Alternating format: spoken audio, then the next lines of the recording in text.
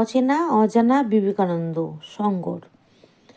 প্রচুর উপার্জনের সঙ্গে প্রচুর বেহিসেবি ব্যয়ের ব্যাপারে অনেক উকিল এবং ডাক্তার এদেশে মানুষের দৃষ্টি আকর্ষণ করে গিয়েছেন।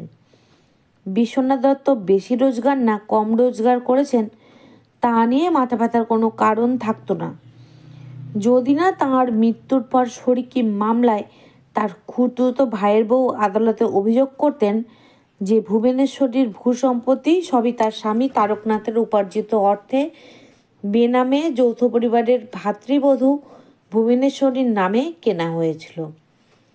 এসব সম্পত্তি কেনার কোনো আর্থিক সঙ্গতই নাকি ছিল না ভুবনেশ্বরীর স্বামীর। এমনকি বিশ্বনাথের অনুপস্থিতিতে কলকাতায় স্ত্রী পুত্র কন্যাদের ভরণপোষণ হয়েছে খুড়োর পয়সায়। শরিকি মামলায় হাজার রকম অভিযোগ এবং পাল্টা অভিযোগ ওঠে, সে নিয়ে কেউ তেমন উদ্বিগ্ন হন না। কিন্তু এক্ষেত্রে এইসব অভিযোগের আইনি মোকাবিলার জন্য বৈরাগী বিবেকানন্দকে যথেষ্ট কাঠখড় পোড়াতে হয়েছিল। কিন্তু বিশ্বনাথ পরিবার যে লক্ষ্মীর কৃপাধন্য ছিলেন তার অনেক নমুনা আমরা ভ্রাতৃস্মৃতি থেকে পাচ্ছি। যেমন ধরুন খাওয়া দাওয়ার কথা শুনুন, বড় ও মেজ দুই ভাইয়ের জলখাবারের কথা। তখন কলকাতার পাঁঠার দোকানে পাঁঠার মুড়ি বিক্রি হতো না। দুই ভাই নরেন্দ্র ও মহেন্দ্র পাঁঠাওয়ালার সঙ্গে বিশেষ ব্যবস্থা করেছিলেন। 2-4 আনায় 10-12টা পাঁঠার মাথা জোগাড় হতো। 10-12টা মুড়ি ও সের 2-2.5 কড়াইশুঁটি একসঙ্গে ফুটিয়ে তরকারি। মহেন্দ্রনাথ লিখেছেন, বিকেলে আমি ও স্বামীজি স্কুল থেকে এসে ওই তরকারি ও খানসোলো করে রুটি জলখাবারে খেতাম। আর একদিনের কথা, বরদা একবার নিলামে ফিরিঙ্গিপাড়া থেকে 5 আনা দিয়ে কেটলি কিনে আনলো। ওপরটা কালি ঝুলি মাখা। ও মা, ভুষোগুলো চাঁচতে চাঁচতে দেখি ভেতরটা খাঁটি রূপো। এইসব ঘটনা সংসারে অর্থকষ্টের ইঙ্গিত দেয় না, বরং প্রাচুর্যের কথাই বলে। 1880 থেকে 84 সাল সস্তাগন্ডার সময়। তখন শিক্ষিত বাঙালি মধ্যবিত্তদের অফিস মাইনে ছিল 15 টাকার মতো। এই সময় ভুবনেশ্বরী দেবীর পারিবারিক সংসার খরচ ছিল মাসে 1000 টাকা। মায়ের কথায় আবার আসা যাক। বিবেকানন্দ তার বন্ধুদের বলতেন, আমি কি অমনি হয়েছি? আমার জন্য আমার মা কত তপস্যা করেছেন।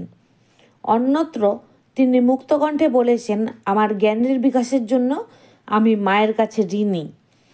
ভুবনেশ্বরীর গায়ের রং ফর্সা, কণ্ঠ সুমধুর, প্রতি পদক্ষেপে আভিজাত্য, বুদ্ধিমতী, কার্যকুশলা, মিতভাষিণী, গম্ভীর, প্রকৃতির আলাপে মিষ্ট স্বভাব, কিন্তু তেজস্বিনী।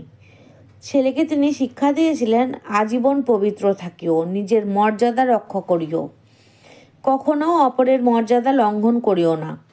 খুব শান্ত হইবে, কিন্তু আবশ্যক হইলে হৃদয় দৃঢ় করিবে। এমন মায়ের ছেলে বলেই জোর গলায় বিবেকানন্দ বলতে পেরেছেন, যে মাকে সত্য সত্য পূজা করতে না পেরে সে কখনো বড় হতে পারে না। বড় কঠিন কথা, কিন্তু আমাদের এই দেশে নিতান্ত ফেলে দেবার মতন আদর্শ নয়। একজন বিদেশিনী অনুরাগিনী একবার রামকৃষ্ণ মিশনের সন্ন্যাসীদের মধ্যে সমীক্ষা করে দেখেছিলেন, এদের প্রায় সবার ওপর গর্ভধারিণী জননীর প্রভাব খুব বেশি। সে তুলনায় বাবার প্রভাব উল্লেখযোগ্য নয়। নরেনের সমীক্ষা ভুবনেশ্বরী দেবী নিজেই ভালোভাবে করেছেন। তিনি বলতেন, ছেলেবেলা থেকে নরেনের একটা মস্ত দোষ ছিল। কোনো কারণে রাগ হলে আর জ্ঞান থাকতো না। বাড়ির আসবাবপত্র ভেঙে চুরে তছনছ করত। তার 2 দিদি হারামণি ও স্বর্ণময়ী ভাইয়ের অত্যাচারে অতিষ্ঠ হতেন। কখনো তাড়া করে তাকে ধরতে গেলে বিলু দৌড়ে গিয়ে আস্তা করে আশ্রয় নিতেন এবং সেখানে মনের স্বাদে ভ্যাংচাতে ভ্যাংচাতে মৃদু হাস্য সহকারে বলতেন, ধর না, ধর না। শিষ্যদের কাছে পরবর্তী সময়ে স্বামীজির সব প্রসন্ন স্বীকারোক্তি, ছেলেবেলায় আমি বড় ডানপিটে ছিলাম। তা না হলে কি আর একটা কানাকড়ির সঙ্গে না নিয়ে দুনিয়াটা ঘুরে আসতে পারতুম রে? মায়ের চরিত্রের আর একদিকে বিবেকানন্দকে মুগ্ধ করেছিল ভুবনেশ্বরীর সংযম শক্তি। মা একবার সুদীর্ঘ 14 দিন উপবাসে কাটিয়েছিলেন। এই শক্তির প্রতিফলন আমরা বিবেকানন্দের জীবনে শেষ পর্যন্ত দেখেছি। তিরোধানের কিছুদিন আগে কবিরাজের উপদেশ অনুযায়ী 21 দিন তিনি জল না খেয়েই সবার বিস্ময়ের উদ্রেক করেছিলেন। সুখী সোনার সংসারের শত শত কাহিনী বিভিন্ন স্মৃতিকথায় ছড়িয়ে আছে। এই আনন্দময় বিবেকানন্দকে আমার ভীষণ ভালো লাগে। যেমন ধরুন শ্রীরামকৃষ্ণের প্রিয় ভক্ত গুরুপ্রাণ রামচন্দ্র দত্তের কথা। এই আত্মীয়ের বিয়েতে নরেন মহানন্দের নির্ভর হয়েছিলেন। ছোটবেলায় দত্ত পরিবারের স্বর্ণযুগ প্রসঙ্গে প্রবীণ মহেন্দ্রনাথ একবার একটি দামি কথা বলেছিলেন। মানুষের শেষ জীবন সমস্ত ছেলেবেলাকার ভাব বংশের ধারা ফিরে আসে।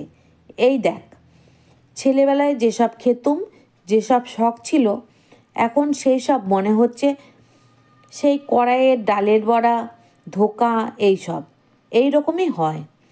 স্বামীজি শেষটায় তখন মঠে আছেন। একদিন বললেন, আমায় সব জোগাড় করে দে, আমি ফুলুরি করব। তেল, কড়া, বেসন সব দেওয়া হলো, মাইক্রো দেওয়া পিঁড়ি পর্যন্ত। স্বামীজি ঠিক ফুলুরিওয়ালার মতো করে বসে হাঁটু থেকে কাপড় গুটালেন। ফুলুরি ভাজতে ভাজতে ছেলে মানুষের মতো খদ্দের ডাকতে লাগলেন, আয় খদ্দের আয়।